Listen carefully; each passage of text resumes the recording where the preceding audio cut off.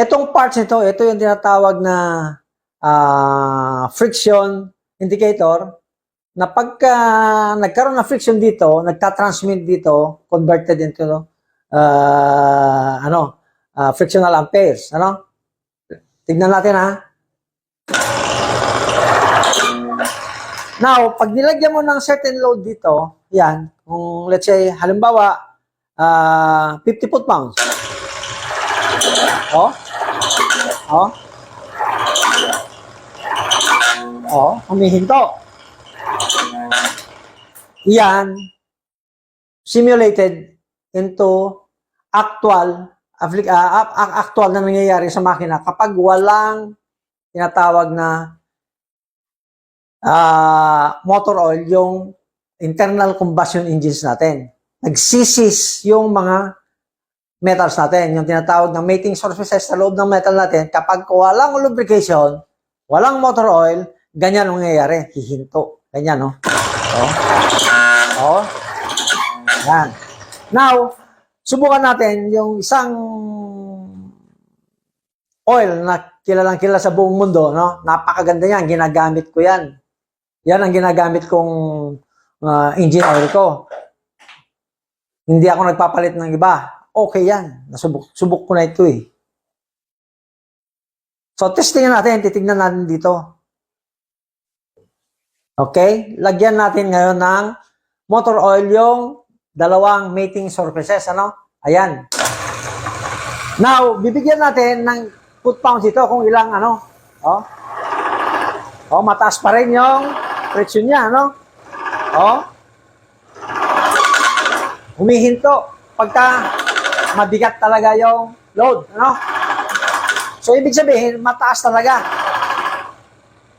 Yan ang sinasabi ko kanina na nagtataka tayo bakit kumpleto naman yung maintenance natin, nasa on time naman yung change oil natin. Bakit nagkakaroon tayo ng premature overhauling? Anong dahilan? Ito, na kahit anong gawin mo sa ating internal combustion engine, ano, magkakaroon siya at magkakaroon ng rebaba. Ayan, no, makikita mo yung mga metal particles na yan, yung kumikislap-islap na yan, nanggaling sa metal-to-metal contact yan, na kahit meron kang motor oil, na kahit special oil pa yan, hindi maiiwasan yan. Admitted yan ng multinationals dahil galing ako sa multinationals nagtrabaho sa Aramco, the biggest oil company in the world. Alam ko ang mga physical structure lahat ng mga lubricants doon. So, itong lubricants na to, although napakaganda, proven na talaga yan na ginagamit, meron pa rin isang bagay na hindi nakita ng formulator yan. Ano yon?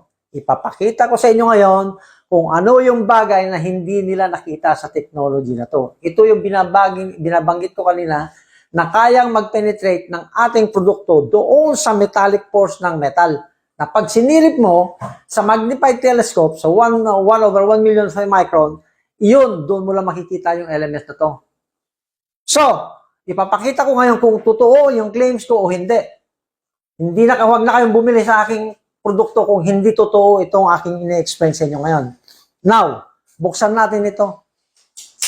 Jet 1 Extreme Oil Enhancer. Ito po ang aming product. Ito ang tinatawag namin na mothership, kung tawagin namin. Ito yung nagkikerry lahat ng product na may ikot. Ito yung pinaka-mother. Nanganak na lang dyan sa market, sa ibang pangalan. Pero, yung technology nito, hindi nila nakuha ng 100%. So, ibig sabihin, nasa atin yung 99.99% na technology. Ngayon, papakita ko ngayon. Ang ratio nito is from 5 to 8% by volume. Pero, the more the better. Walang kwan yan. Hindi nagkakaroon ng overdosing yan. No. Kasi, physically, motor oil pa rin siya. Yung viscosity index nito saka yung viscosity index ng ordinary motor oil, almost the same. Hindi masyadong kaya hindi nagkakaroon ng alteration or tinatawag na hindi lumalapot yung ating motor oil pagka gumamit ka nito. So, yung designed viscosity index na isang makina, hindi natin ina-adulterate yun. Libre siya. Hindi tulad na nabibili natin na Teflon na pag ginagay mo doon is halos ayaw malaglag.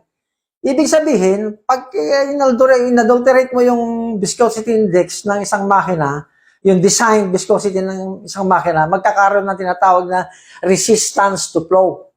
Yung resistance to flow na yan, nagpapabagal doon sa pag-ikot ng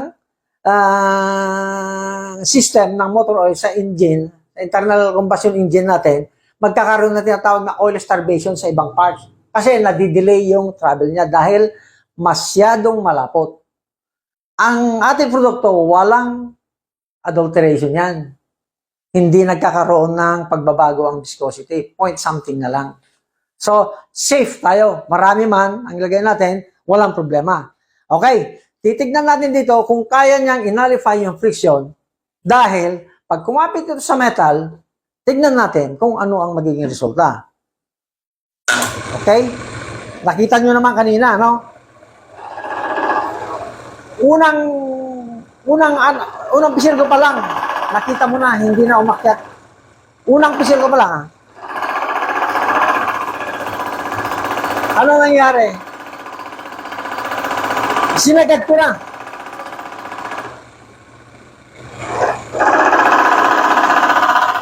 Ayan, oh.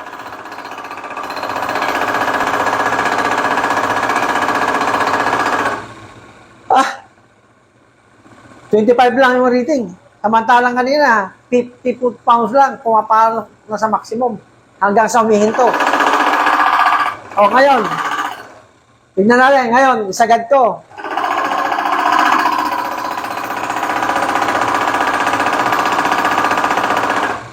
Ano nangyari?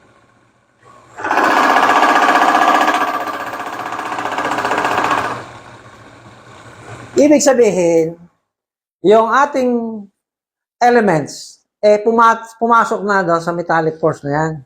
Naging ganyan yung surface ng metal. Naging smooth na yung surface ng metal, naging ganyan na, hindi yung dating open na ganyan. Na pag nilagyan mo ng pressure, magsisis talaga yan, magkakainan yan. Samantala ngayon, ganyan na yung surface na sa atomic level, magkiskisan man yan, nagkakaroon ng tinatawag na repel.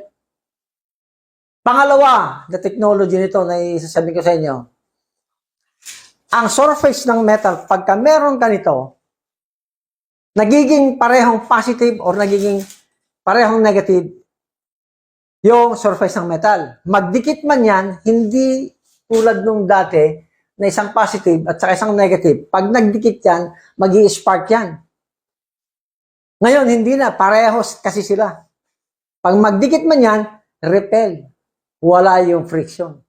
So, na-eliminate na natin ngayon yung friction. So, ngayon, sasabihin ko sa inyo ngayon kung ano ang dahilan kung bakit nakakatipid tayo ng 10 to 15 to 20% sa fuel. Doon sa ibang nagkiklaim ng products na sila, ang kanila ay yung technology nito, ano? Nagsasabi lang sila na kaya nilang magtanggal ng reduction ng fuel. 20%, maximum pa nga sila sa 25% eh. Oh, napaka-bountiful naman nun. Sobra. Tremendously. Pero, tayo, kaya nating i-prove, kaya nating i-explain kung bakit. Okay? Kasi, ang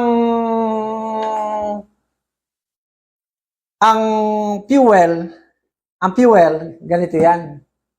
Yung mixture, yung stoichiomatic mixture na tinatawag, ito yung isang branch sa chemistry na nagkakaroon ng tinatawag na definite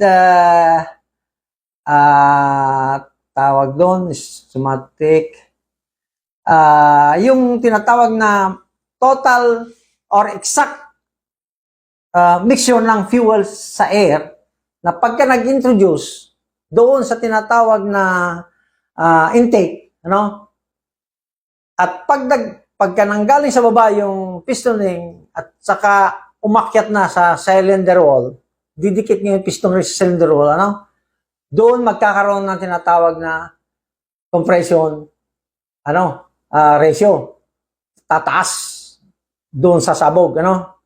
Now, pagbaba niya, yun ang problema ngayon yan. Yung pangalawang pag-akyat niya, maraming escape of gases dito.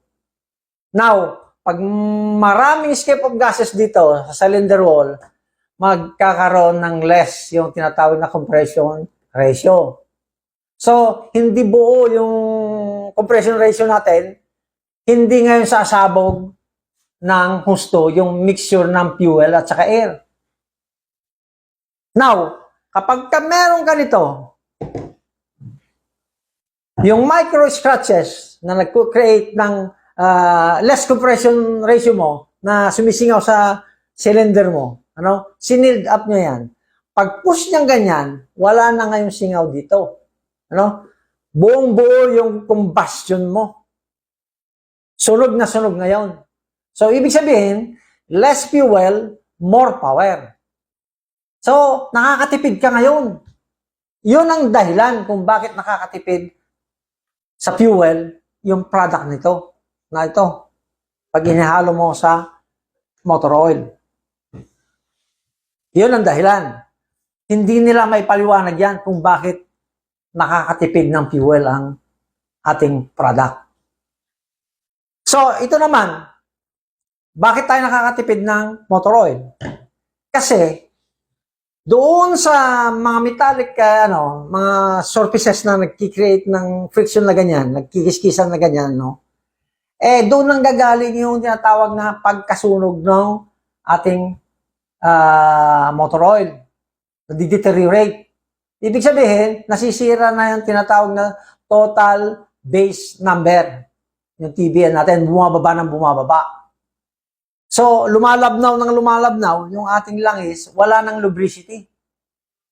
Now, kapag meron kang anti-friction, yung surface mo hindi nagkikiskisan na ganyan, ganito ang surface ng metal mo, paano madideteriorate ngayon yung motor oil mo? So, yung motor oil mo, magkakaroon ng panibagong buhay yan. 2 times, 3 times, 4 times. Basta ikaw ay mag-change ka lang ng oil filter, parang fresh uli yung mo. So, nakakatipid tayo 2 to 3 times ng motor oil. Yun ang dahilan. Bakit hindi nila sinasabi ito? Hindi nila alam ang technological aspect ng kanilang produkto na minamarket dyan. Kasi hindi naman sila ang tunay na inventor niyan. Ako ang nakakaalam niyan. So, pagka gumamit ka nito, ano ang unang marirealize mo? Mawawala yung usok ng makina mo na hindi naman sira yung injection pump mo or mga injectors mo, buo, kung diesel ka. Bakit mausok? Kasi na dating may tagas yung mga cylinder mo, pag nag-push siya, hindi na susunog ng total yung combustion ratio mo. Marami yung unbound fuel na lumalabas. So, maraming na uubos na fuel mo na hindi na-utilize. Yun ang problema dyan. Pag gamit mo ng product natin, isisild up niya sa cylinder wall, tulad ng sinabi ko kanina, pag push niyang ganon sa taas, doon sa compression ratio mo, ma-achieve mo ngayon 95%, 97%. So, paglabas ng usok mo, clean diesel ka na, bluish na. Parang gasolina na yung usok mo. Iyon, kaya natin patunayan. Marami na tayong actual demo nito. Makikita mo sa YouTube. So, ano pa yung pangalawang ma-realize mo dyan? Magtataka ka, bakit ang haba na ng binahe mo? Bakit hindi naman sumasagad yung fuel mo? Bakit ang dami pa dati-dati nakatakbo ka na ng ganong kalayo ubos na yung fuel mo. Samantalang ngayon may mga natitira pa. Ibig sabihin, nag-less yung fuel consumption mo. Okay? Yun ang katotohanan. Yung pinaliwanag ko sa inyo kanina. kung bakit nakakatipid tayo ng fuel. At saka motor oil. Ang pangatlo at napakalaking bagay na ma-achieve natin or savings natin sa paggamit nito is yung prevention of premature overhauling. Tatagal yung buhay ng makina, 5 times, 10 times. 5 years na yan, hindi pa bumababa yung tinatawag na efficiency ng makina mo. Wala pang 10%. 5 years na yan. Oh. So, ibig sabihin, napakaraming benepisyo ang makukuha mo rito. Halimbawa, mawalan ka ng tubig, mawalan ka ng langis. Nasa sabana ka, malayong lugar. Kaya mong tumakbo ng kahit pang 100 kilometro yan na hindi kakatok ang makina mo. Papakita ko ngayon sa friction machine kung bakit totoo yung claim na yun. Na kahit mawalan ka ng langis, mawalan ng tubig, buhay ang makina mo. Eto, tignan natin. Yung metal to metal contact na to, wala ng langis, natanggal na, na-drain na. Ayan. Ayan. Tignan ninyo. Ano nangyari? Ayaw huminto. Ibig sabihin, kahit sagad-sagad mo, ayaw pa rin huminto. Oh. Oh. Sagad, no? Oh. Yan ang katunayan na kaya nating tumakbo ng walang motor oil. Ngayon, subukan natin yung oil na yan kung gaano katibay. Lagyan natin ng tubig. No?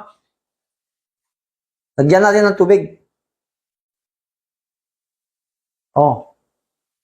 5% lang. Wasak ng motor oil natin pagka nilagyan mo ng tubig, di ba? Tingnan natin. Wala pa rin pangyayari. Wala pa rin, di ba? Sagad, normal operating temperature.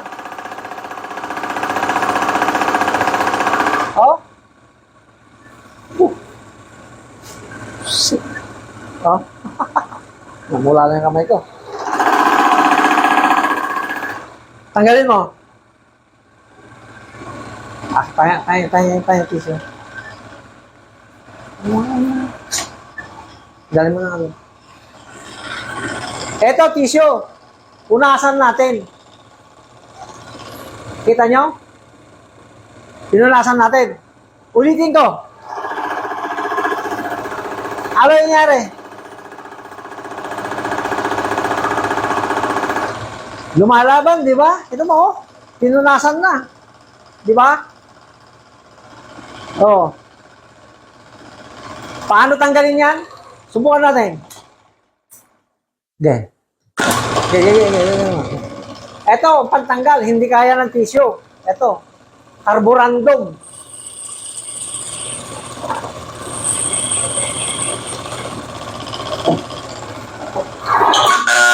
Oh.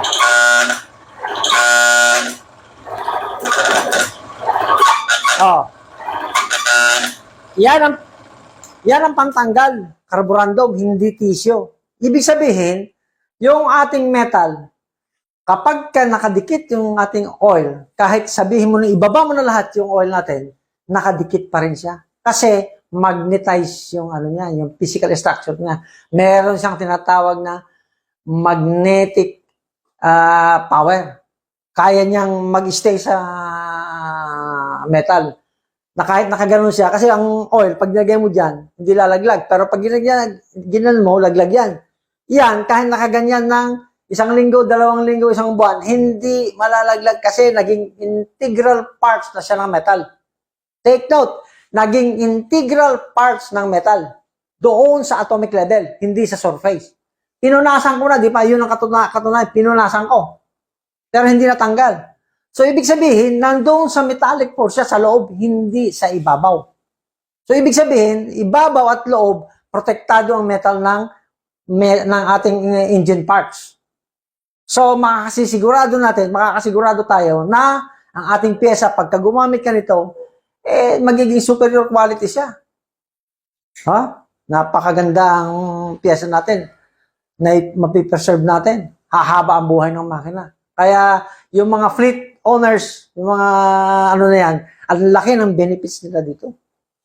Magkano ang isang makina pagka yung nabag-down ka? Total overhauling. 500,000 isang truck. Magkano lang ang halaga nito? 1,500, 2,000 pesos. Naka-insured ka. Naka-insured yung 500,000 mo sa halagang 2,000 pesos or 1,500 pesos. O, di ba? Bakit nag-hesitate ka pang gumamit ng ganito? Samantalang nakita mo na yung physical structure nito, superior quality na siya. Unbelievable.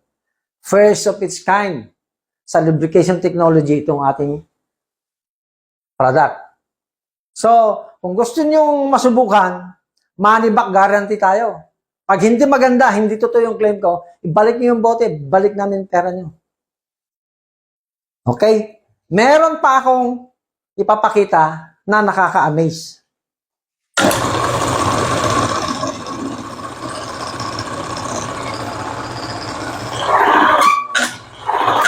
Ayan, namamatay ha. Tingnan natin yung langis na may tubig. Lagyan mo nga ng tubig. Kung pwede pa yung langis na may tubig. Subukan natin. Subukan mo dyan.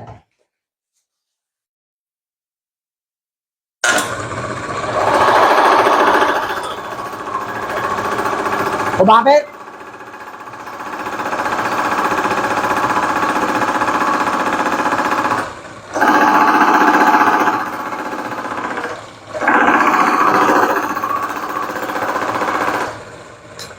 Ito ang katunayan na kapag ang makina natin malagyan ng tubig, hindi masisira yung makina natin. Mag-evaporate lang. Hindi siya pwedeng pumasok sa metallic force doon sa surface ng metal kasi protektado na siya. Pag ordinaryong oil ang gagamitin mo, pag nalagyan mo ng tubig ang makina mo, 5% lang, wasak sa makina mo. Di ba? Kapag ka naghalo yung tubig at langis, nasira yung cylinder head gasket mo, naghalo, wasak ang makina mo. Di ba? Pero pagka meron ka nito, hindi mawawasak. Iyan ang katunayan. Ginamit natin motor oil yung merong contaminated na langis dito. Hindi siya nagbago ang physical structure niya. Naging superior quality pa rin siya. Despite the fact na nagkaroon ng integration ng water sa tubig, ay sa oil. Pagka nagkaroon ng tubig kasi, yung motor oil mo, mas mabigat yung tinatawag na molecular weight ng tubig doon sa langis. Iilalim siya. Ibig sabihin, papasok siya sa metal. Pero dito sa ating produkto, hindi makakapasok kasi sealed na yung mga surfaces ng metal natin. Okay. Merong last na ipapakita ko sa inyo. Walang matigas, walang matibay na oil sa apoy. Pagdikit ng apoy, split of seconds lang, wasak.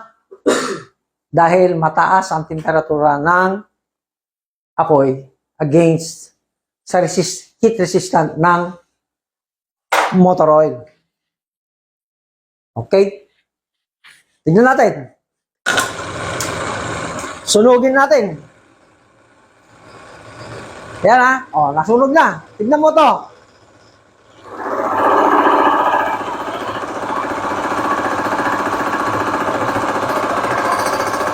Ayan o. Lumalaban o.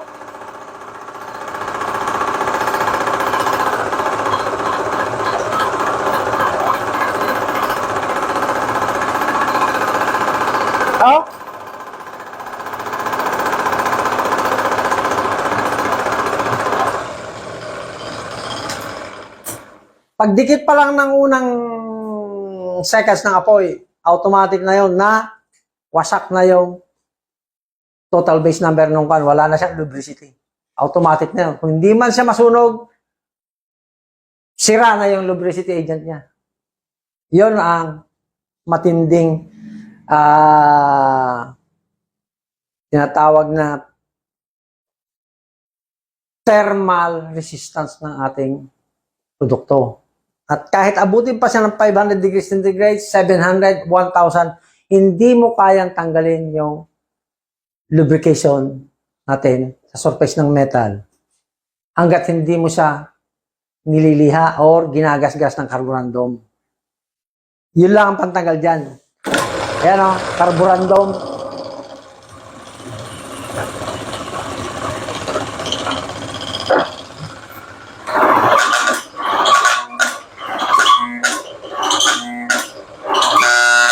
Ayan. Yan ang katunayan na matibay talaga ang ating langis.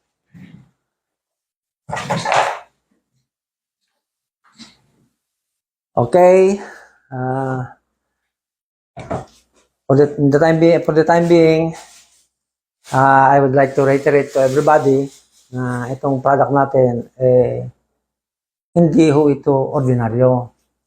Ito, malaking bagay ito para makatipid tayo sa ating operation. Maging personal man or maging sa mga heavy equipment natin, mga trackings natin na nagtatraverse dyan. Pagka meron ko nitong ating product na to, sisiguraduhin ko sa inyo na malaking tulong ang ma-achieve nyo rito. Yung savings nyo rito, yung 50% ng maintenance cost nyo, automatic na tanggal. So, sana nga po, subukan natin ito. Wala naman pong mawawala kung magsubok kayo para malaman niyo ang katotohanan. Pero nagbibigay naman ako ng assurance bilang inventor nito na superior quality ang ating product. Makakatulong po ito ng malaki sa ating mga operation. Maging personal man yan or maging sa panghanap buhay natin. Sana nga po, magtulungan tayo na sana itong produkto natin bilang isang Pilipino, huwag nating ipagkait yung pagkakataon na merong isang katulad ko, isang Pilipino, na nakagawa ng isang bagay na intended talaga para sa atin.